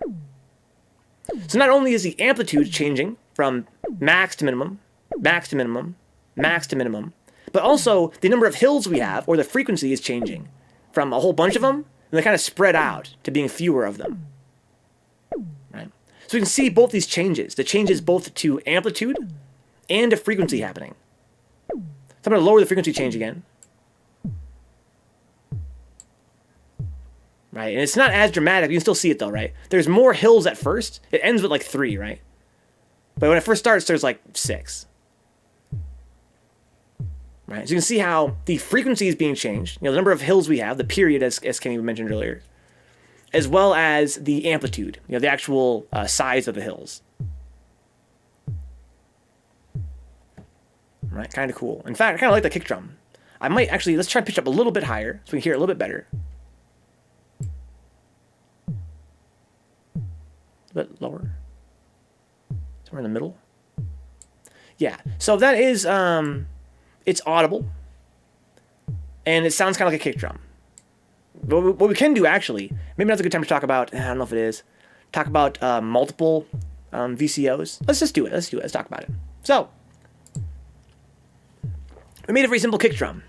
Good for us. Sounds kind of like a kick, more or less, for being a very simple module. But in a real-life synthesizer, to make even more complex sounds, what lots of people will do is they will actually use more than one VCO. They actually won't just have one wave. They'll combine more than one wave together. Right? So why don't I do this? Why don't I shrink these down again so we can see more of what's going on here. Right, there we go. And let's put a mixer. Well, let's not use a mixer yet. But let's do two different. How do I want to do this, actually? What's the best way to do this? Let's just have the whole thing go twice. So let's go here to our, we have two ADSRs, right? One controls pitch and one controls volume. Well, now what I want to do is I want to actually introduce a whole nother VCO. I could also use the same one again, but let's not. Let's actually zoom in a little bit smaller even. We're just going to duplicate this whole situation. We're going to duplicate all this shit, essentially. Oh, actually, I want a 124, I think. Okay, so we're going to duplicate all this shit. Right? Right now on top, we have one part of our kick, right? Which is the sine wave part. The sine wave changes pitch over time and changes volume over time.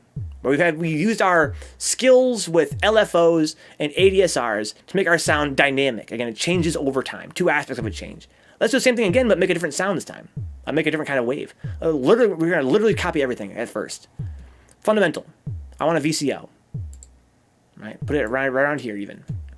I want LFO. Again, I'm actually going to simplify this later. But for now, we're going to make it a little more complex. I'll show you guys how to simplify it. Same LFO. Okay. We're going to do another ADSR. Fundamental. ADSR. Okay. We're going to do another VCA. Fundamental. VCA1. Okay.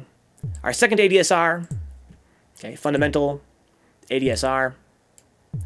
And our other VCA, fundamental, VCA1. And we don't need another audio one, that's for sure. So, here's what we're going to do, guys. We're going to wire these up the same as the parent, exactly. Right, so I'm going to lower the frequency of this one down to around the same level. Right around there, right? Okay. I'm going to control the octave of this with our first ADSR's output after it goes through the amplifier.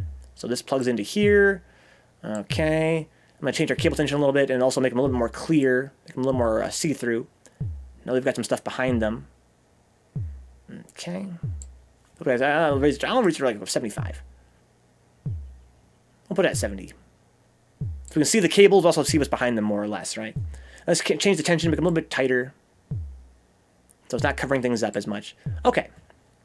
So now we're going to wire just like before, the sine wave output of this into the, excuse me, I didn't want to scroll down there, into the input of our volume VCA, right? So we have one VCA controlling the scaling of our pitch. We want that to be right around here, looks like. And we want one VCA controlling the scaling of our volume, right? So now I want to plug the LFO's square wave output into the gate of both ADSRs, right? So that's right there. Control, click another cable.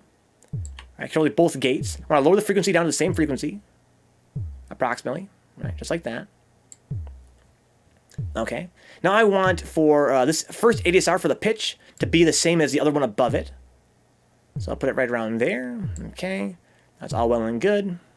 I want this second ADSR to control the speed of the volume. So that's pretty much like right around there. Okay, can make the decay a little bit longer. Make it more like an 808. Okay. No sustain at all. Again, it's a drum, it doesn't sustain its volume at all. And because there's no sustain, you don't need any release either. Okay. So now, how are things wired up now? I want to control the output of the ADSR here to go to the CV of our volume. That's good. We have a problem already, though. I'm going to show you guys that in a second. And the output of this one to go to the pitch controller. Right? Okay. It's all well and good. Let's see how this looks. I think it's all set now, right? That goes there. Those all go there. Okay, that goes there. That goes into there. Awesome. That goes there. That goes there and there. Now the output, we have to mix the sounds together if we want to get to hear both of them. So let's make another pair of amplifiers. Watch this. So I'm going to go here to our fundamental library. Get a VCA. Put it right there. That's fine. Make another one right here. Fundamental. VCA. That's also fine. So now we have these two volume controls, right? I want to mix both of these sounds together. Right? So I'm going to unplug this amplifier here from the left and right speakers, and instead plug it into this first amplifier, and plug this one's output into this amplifier. Oh, I gotta mix these now. I'm pretty sure, I don't think I need to mix them actually. Let me actually just lower this down to here and this down to here. Can I just plug both these outputs directly in with the control click? Click that. Excuse me. Now can I click this and plug it in as well? No, I can't. We need a mixer. Okay, that's fine. So let's get rid of these. I'm sorry, guys. Let's delete build these amplifiers. I'm going to left click, right click here, and go to fundamental and get a mixer. Here we go. So the mixer's job is to take multiple signals and then put them into one signal, right? So I'm going to put the volume of our first drum, the output of it, into our first input on the mixer, right? I'm going to take the output of our second drum and put it into our second input on the mixer. I'm going to output the entire mix out to our speakers.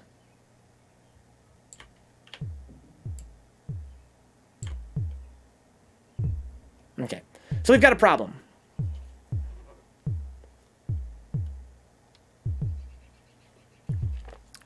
I'm going to change our scope here to show both drums. So basically right now, as you can see here, our scope is plugged only into the first drum. Right here, the amplitude of the first drum. Right, let's get rid of that. And instead plug into the output of the mixer. Now we can see both drums. All right, well, that's cool. But what I wanted to do here was make the drum more complex. I didn't want to get two different drums. They're not synchronized. We can't get one sound out of this if they're not synchronized. Well, the obvious solution is to get rid of this LFO here. We don't need two LFOs, right? Get rid of this. And have the first LFO control the gates for all 4 ADSRs, right? Control click. Control click. There we go. So now we have this, I'm actually just kind of clipping. I'm going to lower the volume of both these in our mixer. Put it right there for now, I guess. So now we have 2 drums that are being hit at the same time. Right? So here's what we can do with this. We can use this, rack to change the sine wave, the wave type of our second drum. I'm going to make it into a square wave. So now what we have here is we have a square wave being combined with our sine wave. Okay. But there's more. There's more. I can now use a mixer here to control how they're mixed together. So this first number 1 slot is connected to our first oscillator.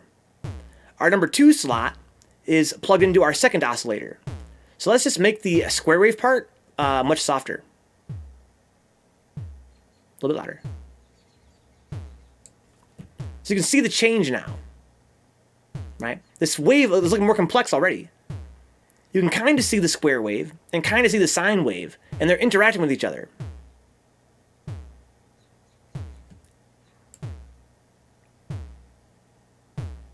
Right? And it sounds more like a drum. I'm going to lower the square wave a little bit more.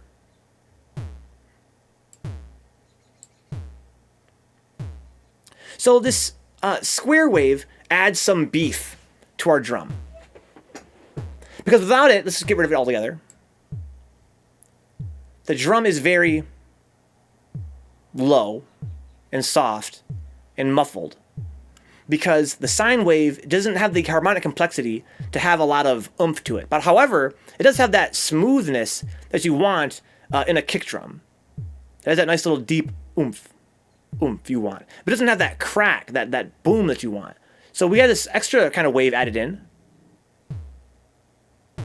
right, to give it more power without sacrificing the smoothness of the sine wave. So we can control how they mix together. This sounds too digital. Sounds too much like a Game Boy. I'm going to remove the square wave a little bit, just to have more oomph. There we go. That works for me. So now we've mixed two different oscillators together to make our sound more complex. You can look at the scope, right? You can see the sound is way more complex now. Right? But now here's another, I'm gonna do one more trick here. Because both of these oscillators are set to the same frequency, we can just use the other output.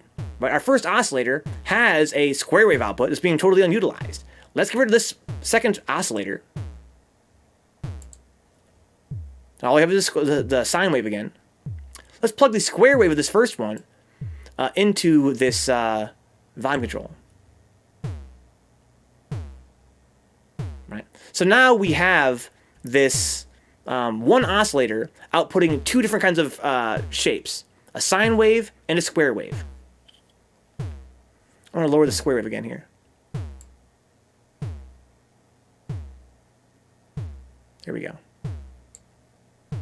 Good. So it's kind of like a square wave, but a little bit smoother now.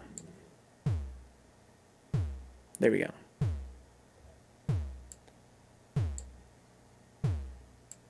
Now the advantage of having two of them is I can control the frequencies separately, right? I could make the square wave a higher frequency if I wanted to. In fact, let's go back and demonstrate that. If I go back here and go to fundamental, put that VCO back again. Thank you for the follow, Gilbero, or Gilber0. I'm sorry, Geiber0. If you have any questions, let me know, dude. Philip Anderson? That looks interesting, huh? It is quite interesting. I'm really enjoying it. It's something I enjoy doing in my free time back when I had free time. But here we're doing it more like a tutorial. So let's demonstrate having both of these different oscillators going at the same time. And the advantages of that, right? So let's plug this output of the second oscillator, the square wave part of it. Let's do the sine wave to be more clear, right? Into the volume here. So now we have two different sine waves that are both in our signal. What's cool about this, I can give them two different frequencies. Watch.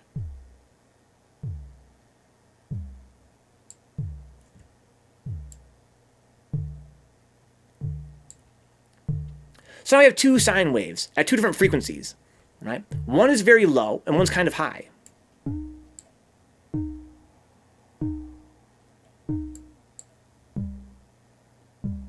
And we can use the interaction between them to color our sound dramatically, right? So before, if I get rid of the second one, all we have is a very low sine wave, right? If I go to the first one and get the second one, all we have is kind of a high sine wave, right? But if I combine them, we'll get both at the same time. Watch this.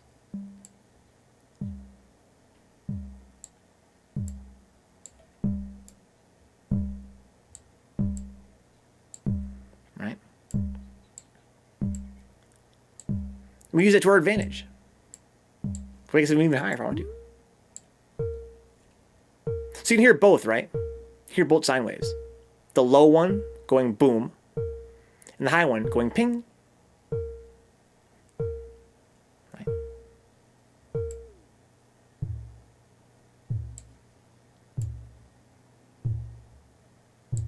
So I've got one really low and one kind of low.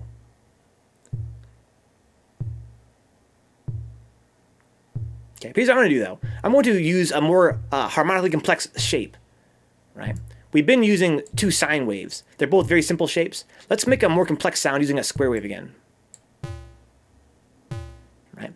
So now we have a very high-pitched square wave, or should I say kind of high-pitched square wave. You can still hear the boom, the oomph of the sine wave, the low sine wave. So I'm going to lower the volume of the sine wave now. Okay. It's a little bit too high-pitched to be a kick drum. Still kind of low. It's kind of high.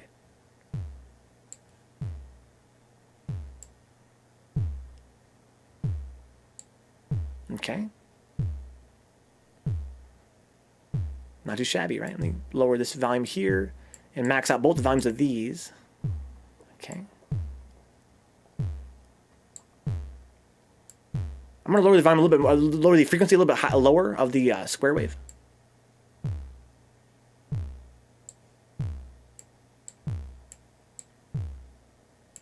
So what I'm doing here is I'm playing with the frequency of the square wave and the volume of it in the mix. Right? Try and find a sound that I think is the most aesthetically pleasing for like a boomy kind of kick drum. Maybe even lower.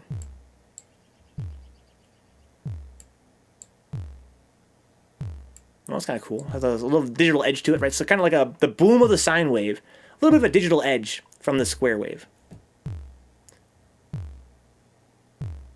Okay. I can live with that. But I want it to be quite a bit louder. So the level of the level knob here, the mixer, changes the overall volume. These sliders here control the mix between two signals, right? So number 1 is louder than number 2. But the overall level is controlled here. I can mix it actually a little bit louder. I'm going to lower the volume here again. I'm going to lower the pitch of this.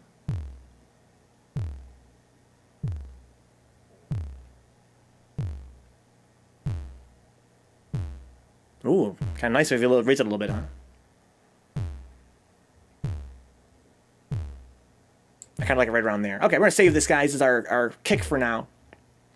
Save our patch. So basically, today we've made our first sound, right? We learned, first of all, what are modules, right? Again, they emulate a real-life hobby people have of going out and buying these little boxes that are full of electronics, and you screw them into a rack, put them side by side, just like this, right?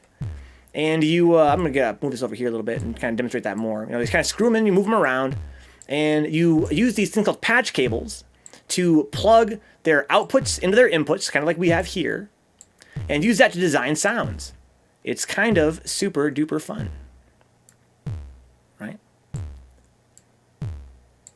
And because every outputs the same kind of signal, which is a control voltage, and every input takes the same kind of signal back in, which is control voltage, you can use any piece to control any other piece. Right? And once you know how they all work, we know that the VCOs create audible changes in frequency. The LFOs create too slow to be audible changes, right? In amplitude, not frequency, but amplitude. The ADSRs make a change in amplitude that follows this envelope shape of a attack phase, a decay phase, a sustain level, and then a release phase at the end. Right? And we have these VCAs, which control the amplitude of any signal, right? Whether it be an audible signal, which would change its volume that we hear, or whether it be a more like a control voltage, which would be changing the scope of it, the scale of it, right? If you change the scale of an audible signal, it makes it more or less loud. But if you change the scale of a signal that's controlling, like, a meter or something, or controlling some kind of level, then you're controlling the scale of it, right? How much it actually makes a change. So here we have two VCAs. Their job is to change the scale of how much our pitch is changing in our drum. When you hit a drum, it changes pitch very quickly. It changes from being a very low pitch to a little bit higher pitch, then back to a lower pitch. Right? So we have these ADSRs here. We don't want the pitch to change dramatically. It's not a huge change in pitch. It's a very small change in pitch in a drum. So we have these amplifiers here to kind of control that scale. But these amplifiers here control the volume. Right? Because they're plugged in, their input is this audible signal. Right? So the input of this one here is a control voltage from the ADSR. So we're scaling it. But when you scale an audible signal, you're controlling the volume of it. Right? There's the same kind of module, VCA, but doing two different jobs, essentially. But really it's the same job, right? Just changing the amplitude. We have this mixer module, which we can use to mix a bunch of different sounds down to one sound, or more than one signal down to one signal. Right? We have the scope here, which shows us graphically our sound. Right? That's kind of what it looks like. And of course, it all plugs into this audio module, which sends the data to our speakers. It's been a lot of fun today, guys. Talk about the very basics of module synthesis and sound design. How a sound is something that kind of changes over time, and how we can use all these modules to make our sounds more dynamic and textured. Now, these are all very simple sounds today, but if we get more skilled, we can make some very, very cool sounds. Again, a very simple NES-style kick drum is not exactly revelatory, but if it's your first time doing it, it might very well be revelatory, right? It's kind of cool, I think. If you guys want, we'll come back again next week and do some more sound design, talk more about different modules and how to make more complex sounds, how to make maybe some simple music, perhaps more different kinds of instruments aside from a kick drum. That's if you guys want to. If not, we can do more Intro to Python next week. Well, I'll pull you guys. In any case, guys, time for some Mario Paint as usual. If you guys enjoy hanging out, want to keep the channel on, and check my Patreon page at patreon.com/Vencabot. Even $1 is a huge help. I stream for 40 hours a week every week. It's a lot of work, and Patreon makes that possible. Same with Twitch subs, are great as well. Amazon Prime subs, don't forget, guys, if you have an Amazon Prime or Twitch Prime membership, you have a free sub every month. It goes a long way around here. You have to renew it manually, though. It kind of sucks. If you don't get reminded, there's no way to actually spend it, but it's very much appreciated here. If you're like me, maybe you're totally broke, right? Maybe you enjoy the channel, you want to help out, you really can't afford to financially. That's really cool because the best ways to help are all free. Get in the chat, come say hi, like my friend Dick Sucker says, looks can be deceiving. You can also follow on Twitch for free, tell your friends we're here, save clips. Check out YouTube at youtube.com/Vencabot Archive. We have more tutorials there for Python programming for total beginners. We have some more VCV Rack stuff on there. We've got lots of fighting game stuff and other long plays. We're a variety stream. It's kind of like a mix of the creative stuff and gaming stuff. I'm very proud of it. I've got a new video every single day on YouTube, guys. Go please subscribe. We're at 171 followers, I think, on YouTube. And I'm hoping to get the number up before terribly long. I've been working really hard on that channel. But I think I'm pretty proud of it in any case. I mean, viewership isn't everything, I guess. I'm proud of the content. But I'm going to go on a very short break, guys. Come right back with some Mario Paint. I will see you guys very shortly. It's a very creative, casual Friday here. We have a schedule, guys. We stream on Monday through Friday. On Monday through Thursday, it's mostly gameplay, but some creative stuff. And then Friday is our casual Friday, where I kind of do things kind of off schedule, sort of whatever I want. And this time around, between VCV Rack and Mario Paint and Minecraft after that, it's going to be kind of a creative theme, I guess.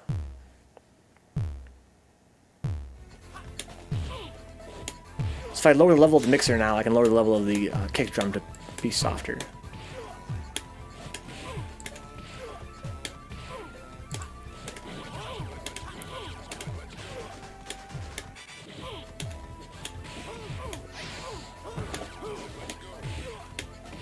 Yeah, we had about 2 hours to play around with this stuff. Nice. I think that for being 2 hours, we really learned a lot. Right? If it's your first time, I mean, it's kind of a little bit fast, but it's gonna be on YouTube very shortly. You're gonna have the VOD to access here on Twitch immediately, of course, if you guys want to review stuff. But I think that with this little guide, you should kind of get the feeling of how to use VCV Rack and the very basics of how to control sound. I want to stress one more time, guys. If you guys are sound designers and you're plugging things into your speakers, definitely use an amplifier module to lower that volume. Right? Always start with very low volume and then very slowly raise it to kind of hear what's going on.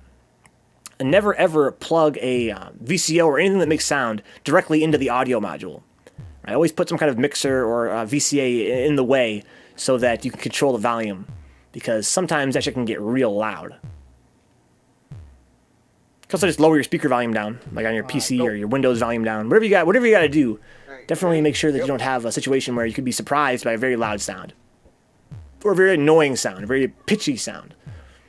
It didn't work. It's good to experiment. You might want to try plugging in, I don't know, a VCO into a VCO. I just died, though. That'd be crazy. I'm right the here, VCO's output into the VCO's input. What? That'd be nuts. Yeah, what the hell just happened? You try an LFO into your audio output, you wouldn't hear anything. I died, you could try I'm back. Right? Because the LFO's frequency change is too slow to hear. But it would work. No, because the audio input is just the same as any other input. It takes control voltage. It's just that it changes so slow from LFO, it wouldn't make your speakers move fast enough to hear it. You could try it, though. I recommend trying stuff. Again, if you're trying stuff, definitely be sure that you have some kind of volume control in your system that's set to low. Because you want that shit not to like blow your eardrums out. It wouldn't literally, probably. I think there's too much said about how dangerous it can be, either for your speakers or for your ears. But in headphones, be careful for sure. Definitely in headphones, be careful. But speakers, just be aware. Use a lower volume on your speakers. Use a lower volume on Windows. Use an amplifier in VCV Rack. Whatever you gotta do, man, to control that volume. Definitely control that volume. Don't let it go nuts. Yeah. Ooh.